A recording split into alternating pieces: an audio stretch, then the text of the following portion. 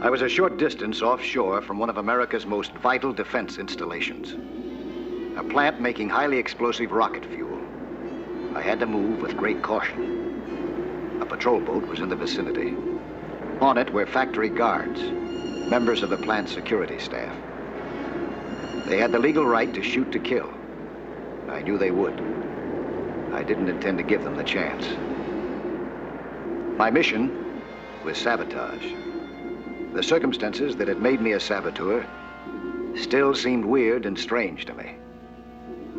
Yet here I was.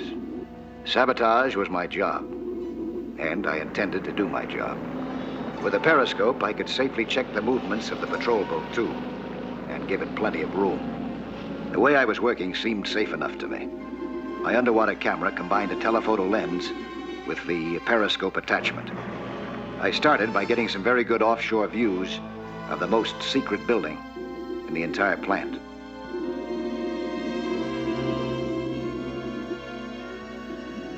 I made many other revealing photos of the plant and its working activities.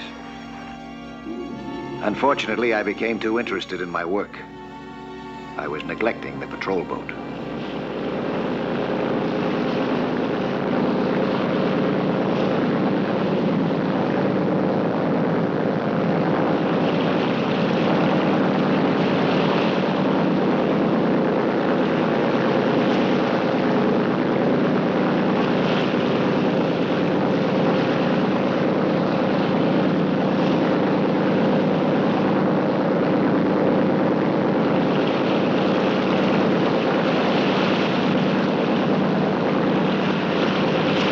I was in trouble.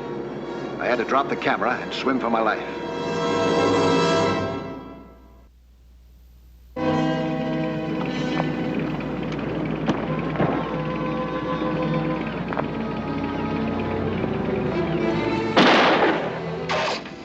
The first shots would be warning shots to make me come to the surface. I might still be able to escape.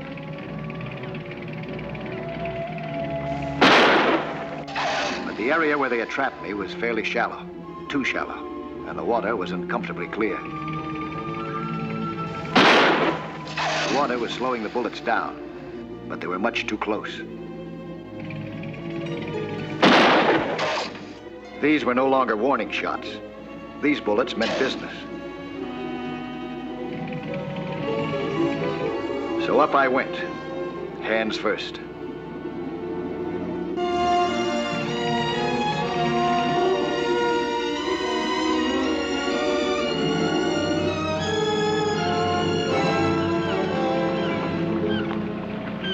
Come aboard!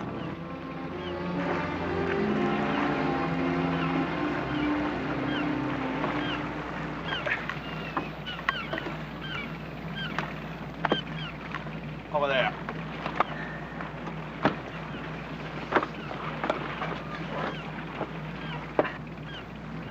Okay, mister, what were you doing down there? Scuba diving? No law against that. There is against shooting at someone, though. How long you been down there? Oh, about half an hour. Where'd you come from? Just offshore. You know what that is over there? No, but I couldn't care less. Mind if I go? That island is out of bounds, off limits to anybody. Well, I didn't see any signs down there where I was. That's very funny. So you're a skin diver, huh? That just happened to wander into this area. That's right. What's your name? Perdway. Jim Perdway. Mr. Perdway, what was that little device that you were using? Device? What device? Never mind. Packy, take us back to where we first saw him. Now, Mr. Perdway, let's get out of that gear.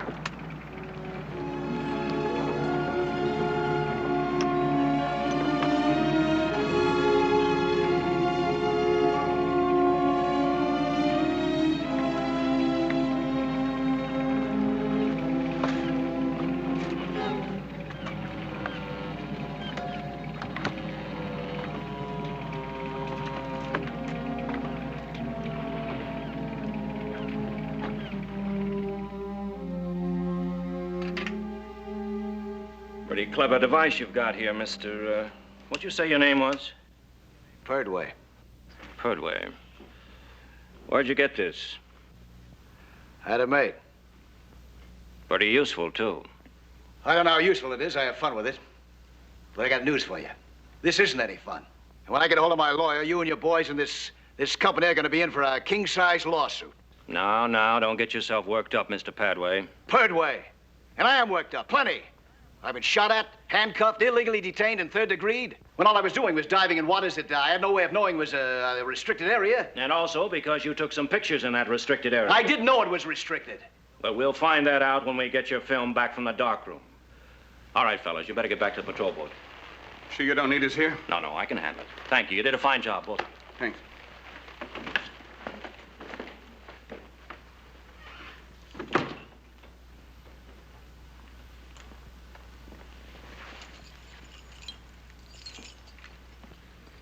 You put on a good act, Mike. I even surprised myself. Your boys weren't acting, though. They were playing for real.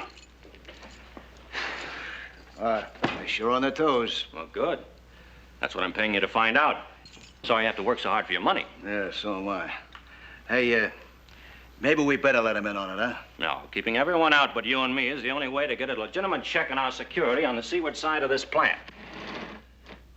Now, what else did you see besides the patrol boat? Plenty. I took some pictures that'll make your hair stand on end. And if I can do it, somebody else can. I don't mean that the fellas aren't doing a good job of patrolling, but I think maybe you might need another patrol boat. No, we'll put one on. You work close to shore all the way? Yeah, right in through here. What about the intake pipe? This worries me a little. No, I didn't get that far. Pretty rough through there, you know. And it's a long way out. Rough water. Let's hope that guarantees its safety. Well, let's find out for sure, though, huh? The intake pipe was the plant's most sensitive underwater point. The mouth of the pipe lay a long way offshore and very deep. A dozen men had lost their lives forcing that water tunnel through the ocean bottom. The whole area was very dangerous and seemed almost impossible to reach without a boat.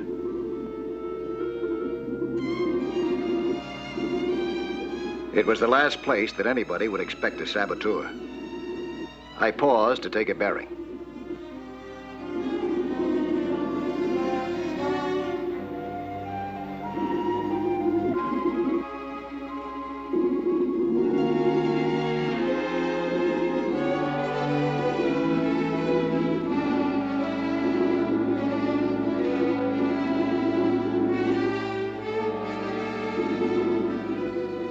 The farther I went, the more I realized that the intake pipe was much too far and too deep to be within anybody's reach. But I was determined to get there if I could. The visibility was getting poorer. I was just about to turn back, and then I spotted something that could be my answer. The hulk of a sunken freighter.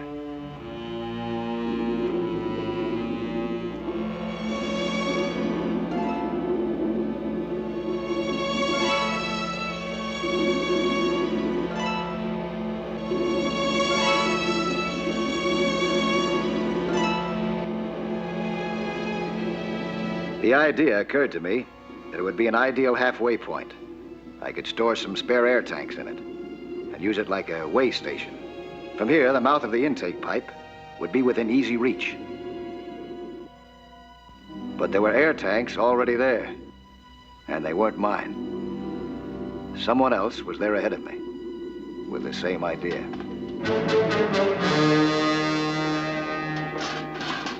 I heard someone land on the deck above me. I got out of sight, and none too soon.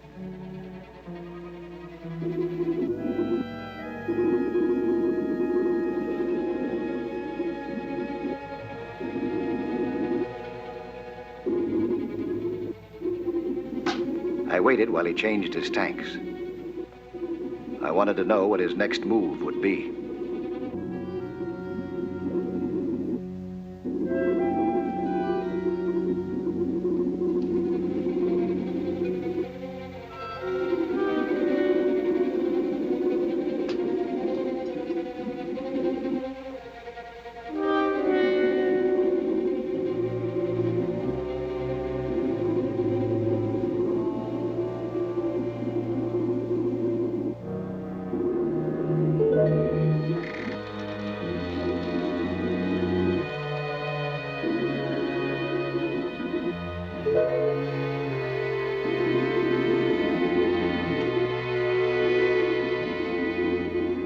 I let him get well ahead so that I could follow him without being noticed.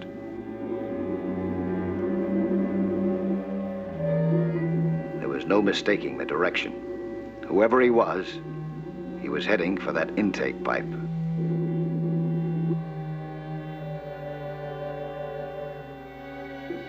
I got there a few minutes behind him. 2 men were in front of that pipe, cutting a hole in the screen. My first thought was that they were going to enter the pipe. This would give me an opportunity to trap them both.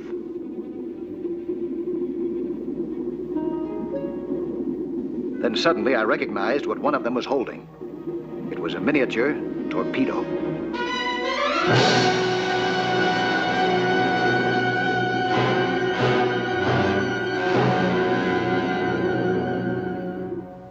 I started toward them, but it was too late to stop them. The torpedo was in the pipe, racing on its way into the rocket fuel plant where just one explosion would turn everything for miles around it into a blazing inferno. It had been my job to stop them, and I had failed. But if there was to be any chance left, I had to bring those 2 men to the surface, alive. I used a trick that I had learned as a Navy frogman. I choked him with a rubber sling and my spear gun. It cut his air down to a minimum, leaving him helpless until I could return to deal with him.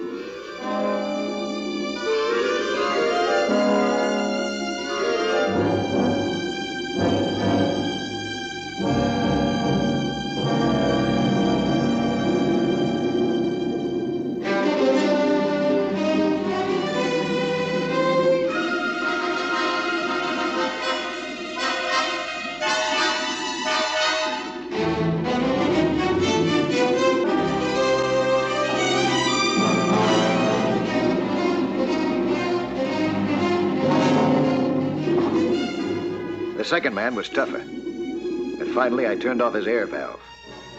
He had only one way to go, up.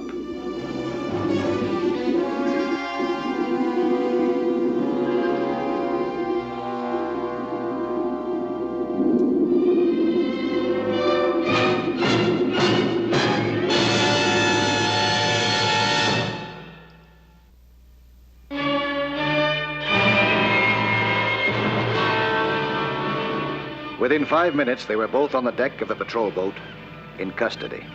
And I was in custody, too, until Madden identified me. Yes, Mr. Madden, I understand. Yes, sir, he can help with the interrogation. Yes, sir, I'll tell him that. Over. They're evacuating the plant at once. Good. What do you say about reversing the flow in the intake pipe? Well, it can be done, but it'll take time because the engineers have to disconnect and reconnect the pumps. Now, come on, you two, talk. How much time before that torpedo goes off? Come on, talk! Don't you realize if that plant goes up, half the island goes with it? You want to wind up in the gas chamber? Gas chamber? Well, wait a minute. I was just a helper. That torpedo had a delayed fuse. You had to allow yourselves time to get clear. Now, how much time? Come on, talk! All right. We said it. Get out of there. Let him go. Come on. Get out of there. Come on, get out of there. Now you talk. Okay, we said it. We left ourselves an hour. It gives me about 45 minutes.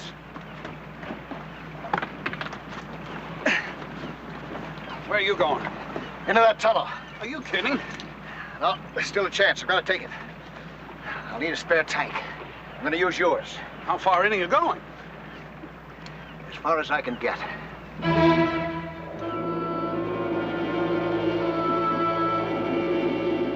I placed the spare air tanks in front of the tube, in case that I was down to my last gasps of air by the time I got back. If I got back.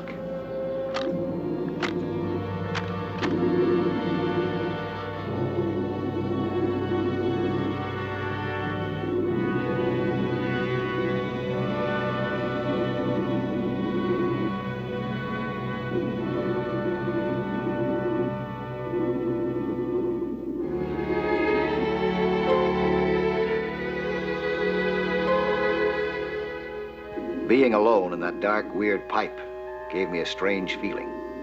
I felt an almost irresistible urge to turn and go back, where it was safe, I knew that I couldn't. I pushed along, hoping that the torpedo had stopped short or had been fouled within the tube in some way. I knew that far over my head, the plant was being evacuated, and a large area around it. Thousands of people at that moment were fleeing in terror of the worst possible explosion in their memory.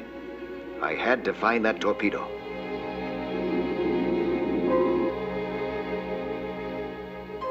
I was deep into the pipe. In front of me was a ring of measuring gauges.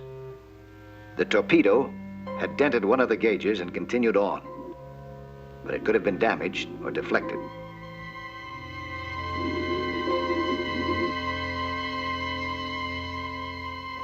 I started through too quickly. Suddenly, I couldn't move. My air hose had caught on one of the measuring devices. I couldn't twist too far to reach it without ripping it. I was trapped. I tried not to panic. If I could slip the tanks off, I might free the air hose. But I had to move with infinite care. A torn air hose here could only mean certain death. And not only for me.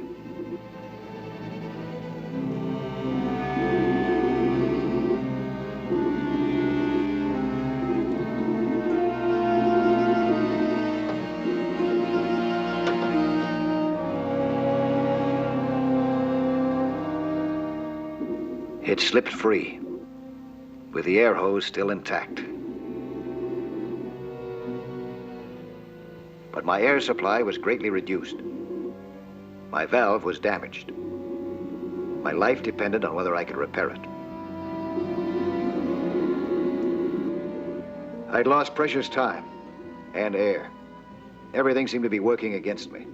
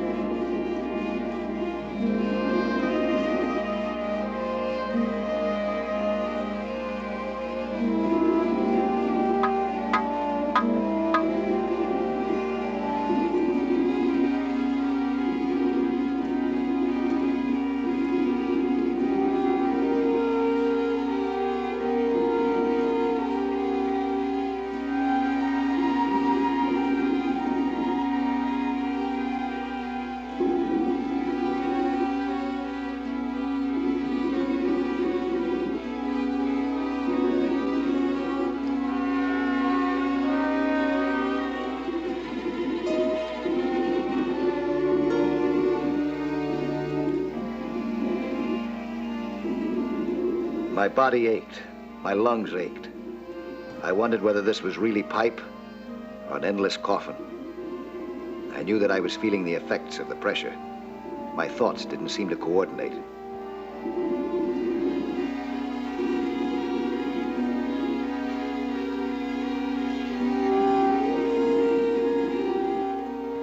The turn in the tube indicated that I was now under the plant itself. It should have alerted me to something else, but I was too groggy to notice. It was my air tank that hit the little propeller. It didn't register at first, but the metallic sound woke me out of my numbness. I reached up. I had been told how to disarm it. I knew that even disarmed, it could still be dangerously sensitive and tricky.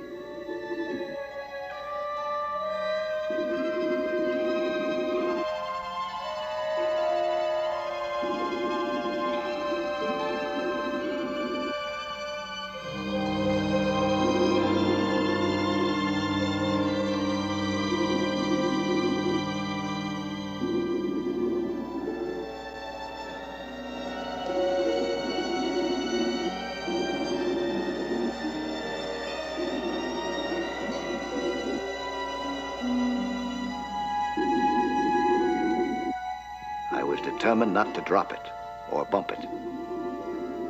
But there was something else that worried me even more, that I didn't have the strength left to make the long trip back or the air to sustain me.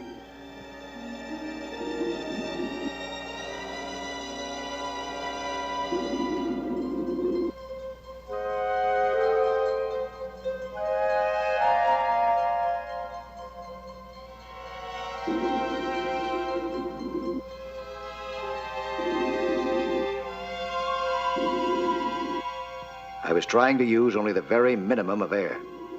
I was dazed and bone-weary. My muscles were still moving me forward, but I hardly knew how.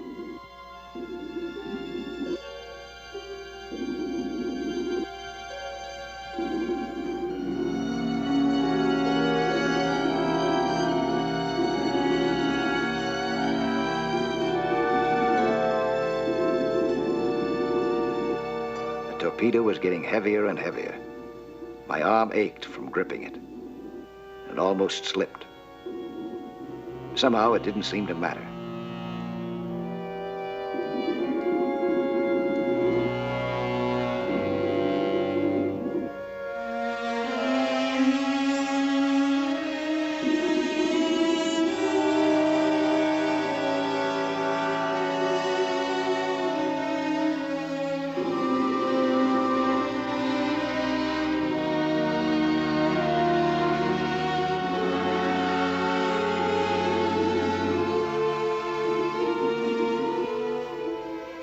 The pipe seemed to be closing in on me. I felt as though I was held in a water-filled straitjacket.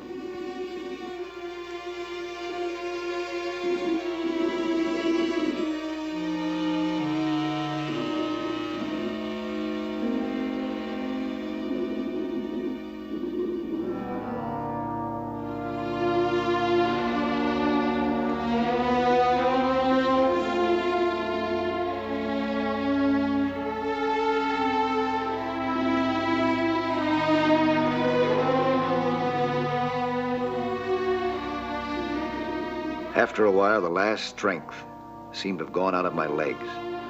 I realized dimly that I had practically stopped moving. I thought, what a strange place to die.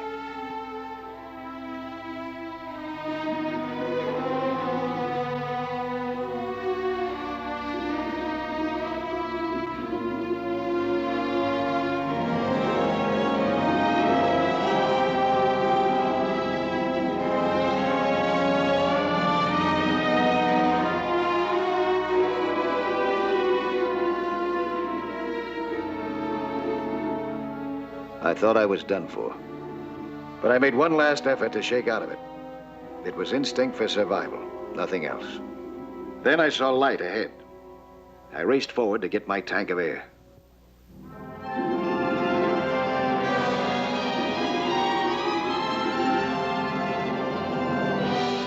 I released the torpedo.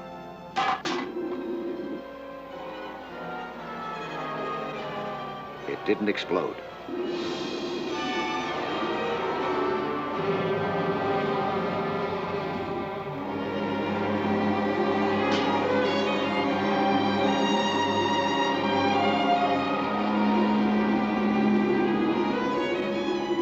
No breath ever felt better.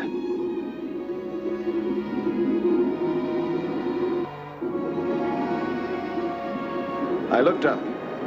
The patrol boat was still circling and waiting. When it was firing bullets at me, I never thought that a day would come when that boat would be such a welcome sight. But this was the day. This was the day.